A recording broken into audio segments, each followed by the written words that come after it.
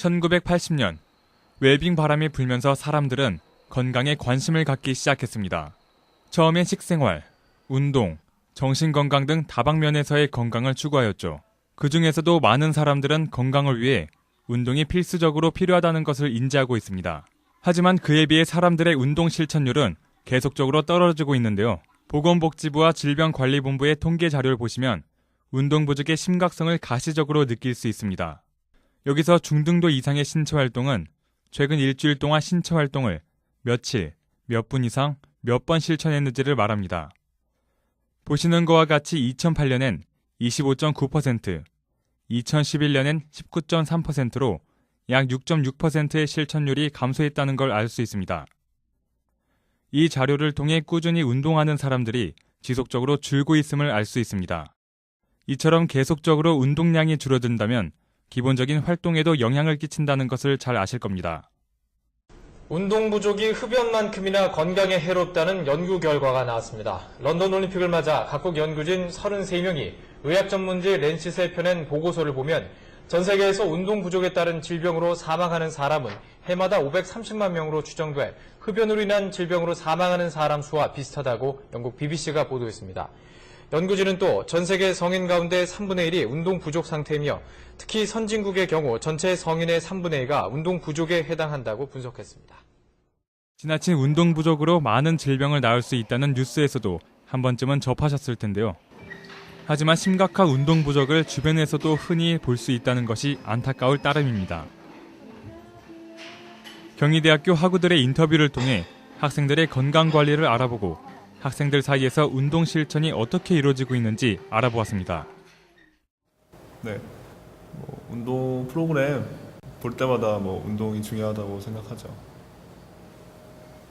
그냥 딱히 시간 내기가 힘들어요. 그래서 잘 안 하는 편이에요. 네, 저는 운동이 진짜 중요하다고 생각하는 게 이 운동이 공부할 때의 체력과도 연관이 되는 거잖아요. 그래서 제가 고등학교 때는 운동을 좀 많이 하면서 체력도 길러가지고 공부할 때 많이 도움이 됐는데 대학교 들어오면서 모임도 자주 나가고 이러다 보니까 운동할 시간이 많이 없는 거예요. 그래서 공부할 시간도 점점 줄어들고 이렇게 체력도 많이 줄어들어가지고 공부에도 많은 지장이 생긴 것 같고 이렇게 보니까 약간 운동을 강조하는 게 좀 더 많이 필요할 것 같습니다.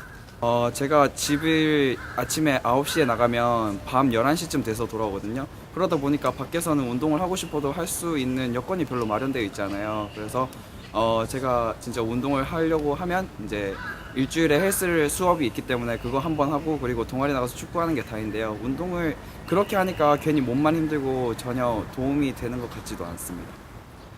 인터뷰에 응해준 학우들을 통해 바쁜 일정이 운동 실천의 부족을 일으킨다는 것을 알 수 있었습니다.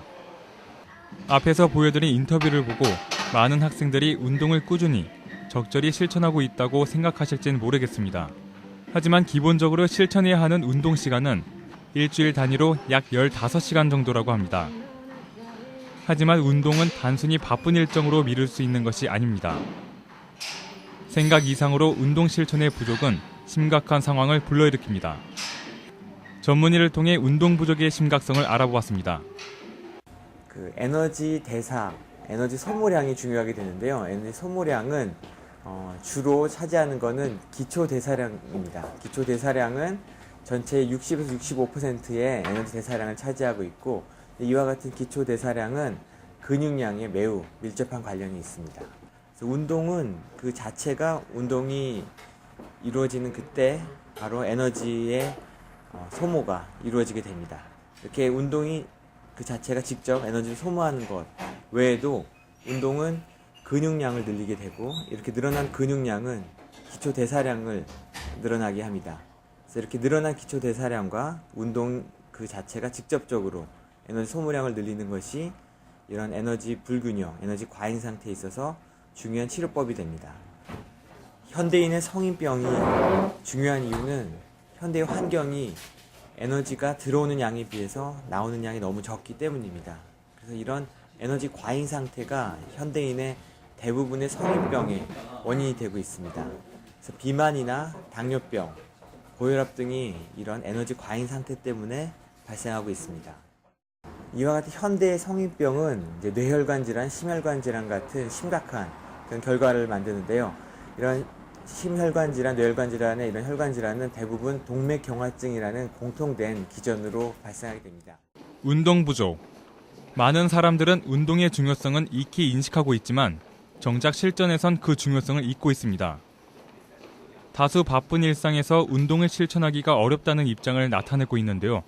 하지만 운동한다는 것을 꼭 시간을 내서 경기처럼 거창하게 벌이는 큰 활동을 의미하는 것이 아닙니다.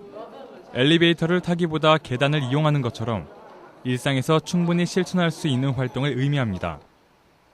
때문에 시간이 없어서 운동을 할 수가 없다는 것은 어쩌면 작은 핑계일지도 모르겠습니다. 운동, 말 그대로 움직인다는 뜻입니다. 많은 일정에 매일 바쁜 하루를 보내시겠지만 식생활만큼 중요한 습관을 가볍게 생각하신다면 돌이킬 수 없는 큰 후회를 하실 겁니다.